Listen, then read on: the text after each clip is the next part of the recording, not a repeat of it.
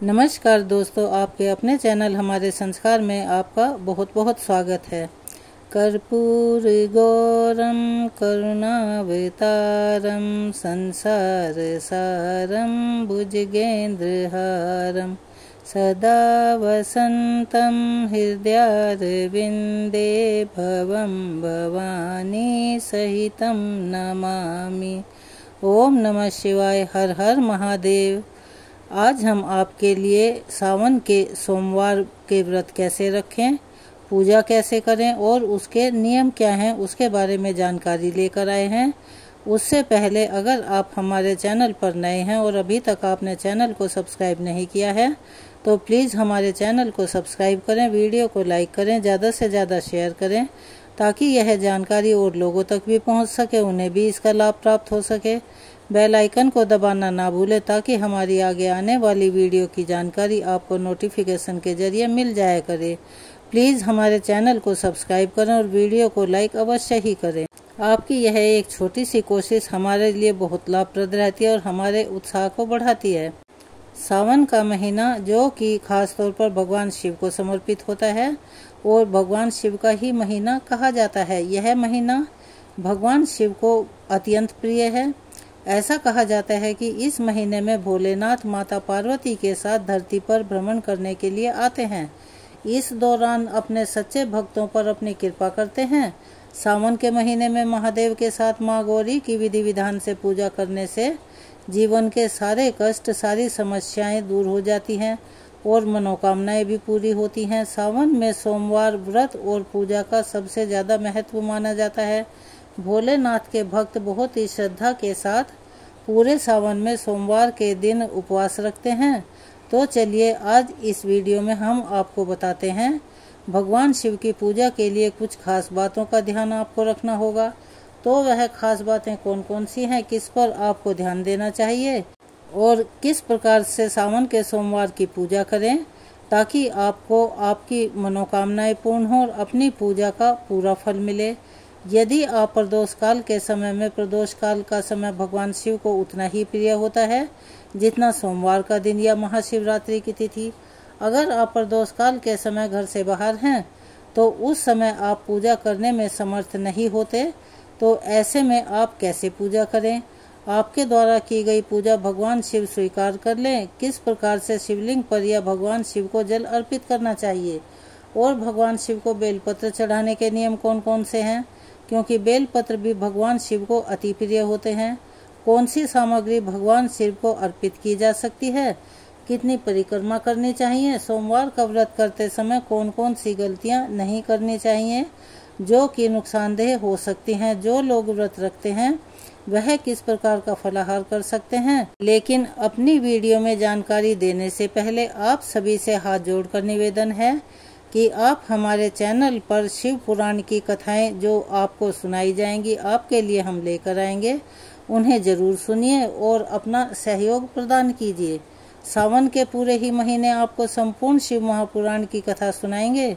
उम्मीद है आप हमारी इन कथाओं को सुनेंगे और वीडियो को देखेंगे। तो चलिए सबसे पहले जानते हैं जल चढ़ाने की विधि के बारे में। कौन सी गलती जल चढ़ाते समय नहीं करनी चाहिए, क्योंकि सावन के महीने में शिवलिंग पर जल या दूध चढ़ाना अत्यंत शुभ और फलदायी होता है। लेकिन शिवलिंग पर जल या दूध अर्पित करने से पहले पात्र के बारे में आपको जरूर सोच लेना चाहिए और जान लेना चाहिए। शिव भगवान को स्टील या तांबे के लोटे से जल या दूध अर्पित नहीं करना चाहिए। उन्हें दूध या जल अर्पित करने के लिए शुद्ध पीतल के लोटे का ही इस्तेमाल करें। दूसरी बात, बेलपत्र चढ़ाने के नियम के बारे में भी आपको पता होना चाहिए। भगवान शिव की पूजा में चढ़ाए गए बेलपत्र को सोमवार के दिन नहीं तोड़ा जाता है। ऐसे में उसे आप एक दिन पहले ही तोड़ कर रख लें। शिवलिंग पर बेलपत्र चढ़ाने से पहले यह देख लें कि उसकी पत्तियां साबुत हों, कहीं से कटी फटी ना हो। बेलपत्र में 3 पत्तियां अवश्य होनी चाहिए और बेलपत्र को हमेशा उल्टा करके चढ़ाया जाता है, यानी कि जो चिकनी सतह है वो शिवलिंग पर स्पर्श करती हुई होनी चाहिए। दूसरा कि महादेव को क्या अर्पित करना चाहिए, तो सोमवार के दिन भगवान शिव को विशेष रूप से दुग्धाभिषेक किया जाता है।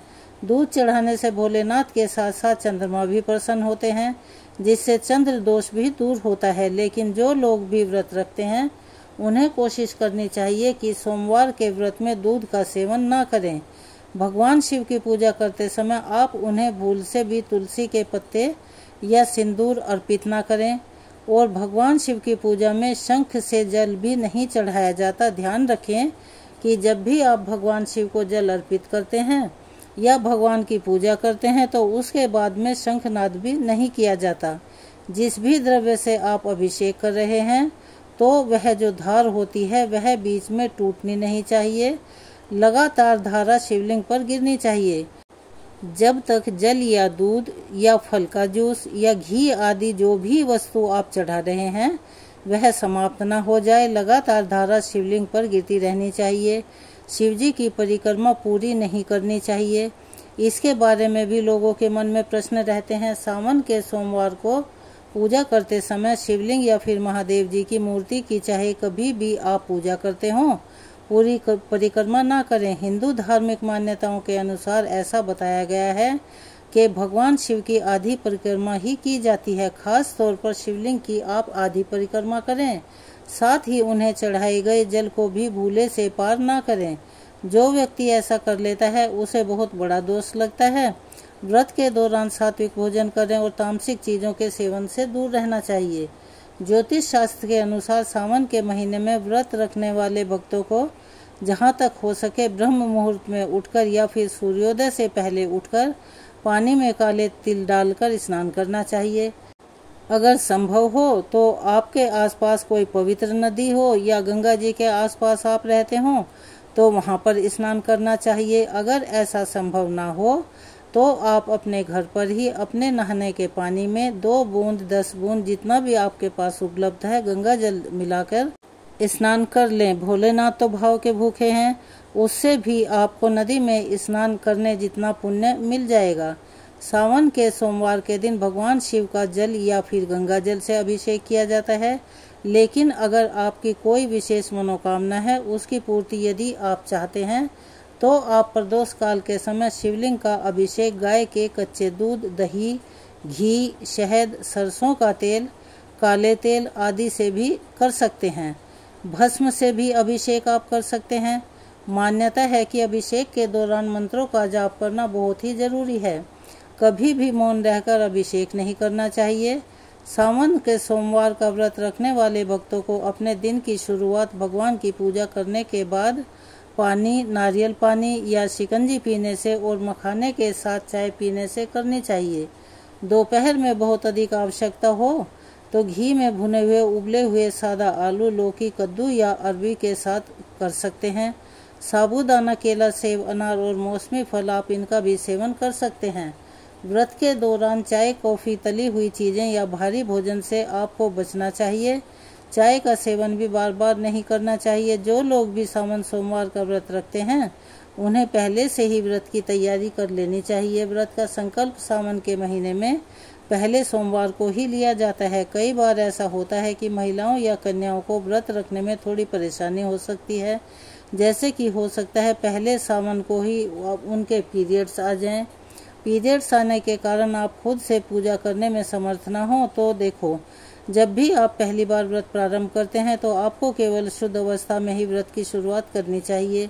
तो आप जिस भी सोमवार को पूरी तरह शुद्ध हों उस सोमवार से आप व्रत कर सकते हैं। ऐसे में क्योंकि साल 2024 में कुल 5 सोमवार व्रत पड़ने वाले हैं तो इनमें से आप जितने भी व्रत रख सकते हो उतने आप व्रत रख सकते हैं।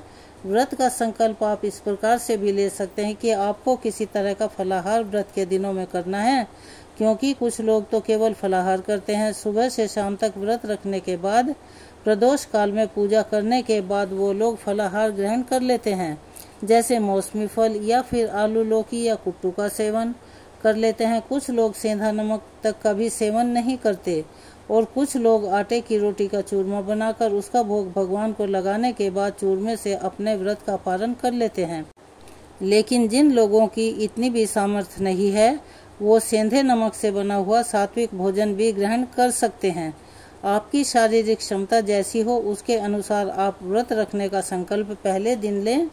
भगवान शिव की प्रतिमा या शिवलिंग को गंगा जल से स्नान कराएं। ताजे फूल, बेलपत्र, धतूरा और मौसमी फल भगवान को अर्पित करें।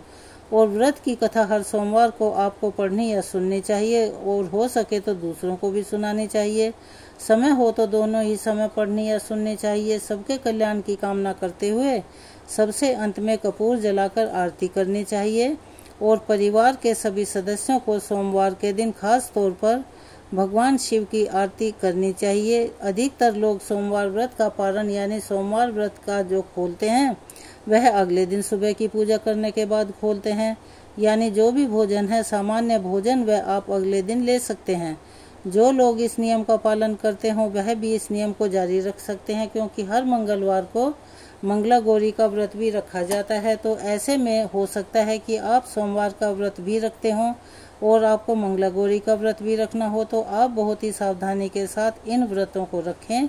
सोमवार के दिन भोलेनाथ के साथ साथ माता पार्वती और पूरे शिव परिवार यानी नंदी जी सहित भगवान श्री गणेश और कार्तिकेय जी की भी पूजा करनी चाहिए। 16 सोमवार व्रत हों या सावन सोमवार व्रत हों, आपको माता पार्वती को श्रृंगार की सामग्री अवश्य ही अर्पित करनी चाहिए। भगवान शिव प्रदोष काल में की गई पूजा से अत्यंत प्रसन्न हो जाते हैं, बहुत जल्दी वो खुश हो जाते हैं। इसीलिए हर सोमवार को आप प्रदोष काल के समय यानी सूर्यास्त से 45 मिनट पहले और 45 मिनट बाद के समय को प्रदोष काल माना जाता है। तो उस समय भगवान शिव का विधि विधान से पूजन करें। इस समय यदि संभव हो तो व्रत की कथा अवश्य पढ़ें। शिव चालीसा का पाठ भी कर सकते हैं। जो लोग भी प्रदोष काल के समय भगवान शिव का पूजन ना कर पाए, घर से बाहर हों, तो ऐसे में आप प्रदोष काल के समय जहाँ कहीं भी हों वहाँ पर मानसिक रूप से भगवान शिव के मंत्रों का जाप करें। अगर वह भी नहीं कर सकते तो उनका ध्यान करें, उनसे क्षमा याचना कर सकते हैं। और उसके बाद जब भी आपको समय हो घर पर आकर आप शिवलिंग का या अपने घर के ही मंदिर में भगवान शिव की पूजा विधि विधान से करें। भगवान को भोग लगाकर खुद भी प्रसाद ग्रहण करके व्रत का पालन कर सकते हैं। सावन के महीने में व्रत रखने वाले भक्तों को इस महीने में किसी भी प्रकार की हरी पत्तेदार सब्जियां, बैंगन, मूली, कटहल, मांस, मछली, दूध, दही या फिर कढ़ी आदि का सेवन नहीं करना चाहिए, यह वर्जित होता है। अब आपको जानकारी देते हैं कि भगवान शिव और माता पार्वती के कुछ विशेष पूजन मंत्रों के बारे में। पूजा करते समय या भगवान शिव को पूजन सामग्री अर्पित करते समय आप इन मंत्रों का जाप कर सकते हैं, जो कि इस प्रकार हैं। भगवान शिव को प्रसन्न करने के मंत्र हैं: ओम नमः शिवाय, ओम हराय नमः, ओम महेश्वराय नमः, ओम शंभवे नमः, ओम शूलपाणिये नमः, ओम पिनाक वृषे नमः, ओम पशुपतिये नमः। इसी तरह माता पार्वती को प्रसन्न करने के मंत्र हैं: ओम शिवाय नमः, ओम उमाये नमः, ओम पार्वतीये नमः, ओम जगत धात्रे नमः, ओम जगत प्रतिष्ठाये नमः, ओम शांति रूपिण्ये नमः। शाम के समय पूजा करते समय चंद्र देवता के मंत्र का भी जाप करना चाहिए। मंत्र इस प्रकार है: ओम सोम सोमाये नमः। अगर संभव हो सके तो सावन के महीने में आप भगवान शिव के 12 दिव्य ज्योतिर्लिंगों के दर्शन करें। अगर ऐसा करना संभव नहीं है तो शिवलिंग के समीप बैठकर सच्चे मन से हाथ में पुष्प और अक्षत लेकर इस प्रकार 12 ज्योतिर्लिंग की स्तुति कर सकते हैं: सौराष्ट्रे सोमनाथं च श्रीशैले मल्लिकार्जुनम् उज्जयिन्यां महाकालमोङ्कारं ममलेश्वरम् परल्यां वैजनाथं च डाकियन्यां भीमाशङ्करम् सेतुबन्धे तु रामेशं नागेशं दारुकावने वाराणस्यां तु विश्वेशं त्र्यम्बकं गौतमी तटे हिमालये तु केदारं गृष्णेशं च शिवालये एतानि ज्योतिर्लिंगानि सायं प्रातः पठेन्नरः सप्तजन्म कृतं पापं स्मरेण विनश्यति।